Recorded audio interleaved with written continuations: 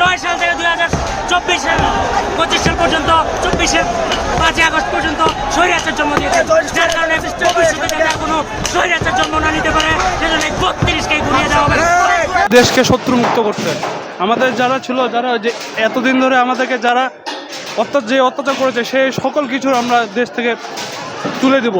আমরা চাই আমরা স্বাধীনতা যেভাবে স্বাধীন ছিলাম সেভাবে থাকবো। কোনো অনৈতিক কাজকর্ম চলবে না, কোনো কিছু থাকবে না, সেই হাসিনা বলতে কোনো জিনিস থাকবে না বাংলাদেশে। আমরা চাই মুক্তি চাই, আমরা যে আবু সাইদ যে জন্য শহীদ হয়েছে আমরা সেটা সার্থক করতে চাই। আমরা চাচ্ছি কোনো কিছুই থাকবে না এখানে।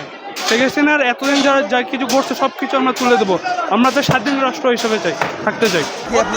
কারণ হচ্ছে স্বৈরাচারী হাসিনা যখন 2000-এর অধিক ছাত্র জনতাকে খুন করে আবার সেই ছাত্র জনতার উদ্দেশ্যে একটা ভাষণ দিতে যায়, একটা কি বলবো সিম্পিতি ক্রিয়েট করতে যাচ্ছে, আমরা সেটা হতে দিব না।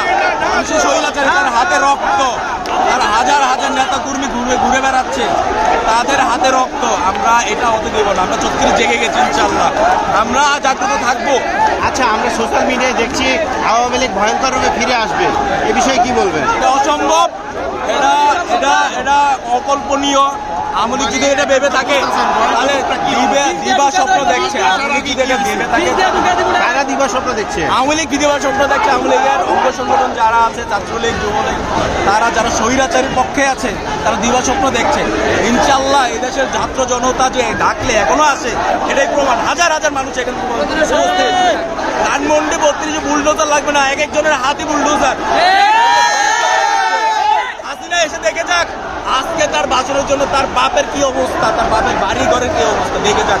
ধ্বংসস্তূপ পূরণ নিতে হবে, কালকে সকালে দেখবেন। আচ্ছা, কোন রাজনৈতিক দল যদি আওয়ামী লীগকে পুনর্বাসনের চেষ্টা করে তাহলে যে কোনো রাজনৈতিক দল হোক, যে কোনো রাজনৈতিক দল হোক, আওয়ামী লীগের মতো স্বৈরাচারী কোনো রাজনৈতিক দলকে যদি পুনর্বাসন করার চেষ্টা করে আমরা তাদের বিরুদ্ধে অ্যাকশন যাব।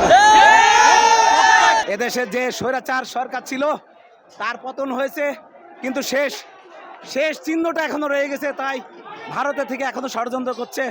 সেই ষড়যন্ত্র মূল উৎপাদন করার জন্য আজকে ছাত্র জনতা একত্রিত হয়েছে 32 নম্বরে। আজকে এই মূল উৎপাদন করার জন্য আমি এসেছি এখানে, যা তাদের সহযোগিতা করার জন্য। আমি আজকে নিজেকে গর্বিত মনে করছি যে অংশগ্রহণ করার জন্য। ধন্যবাদ। তারা এখানে যেমনটি সেখানে কিন্তু 9টায় একটি বক্তৃতা দেওয়ার কথা ছিল। হ্যাঁ, সে তার প্রতিক্রিয়া হিসাবে জনগণ আরো উত্তেজিত হয়ে আজকে তার আগেই এটা করার কথা ছিল না, কিন্তু তার এই সকল উল্টাপাল্টা বক্তব্যের কারণে আজকে ছাত্র জনতা আরো উৎক্ষিপ্ত হয়ে গেছে, যার কারণে আজকে 9টার আগেই এই কার্যক্রমে অংশগ্রহণ করেছে সবাই স্বতঃস্ফূর্তভাবে।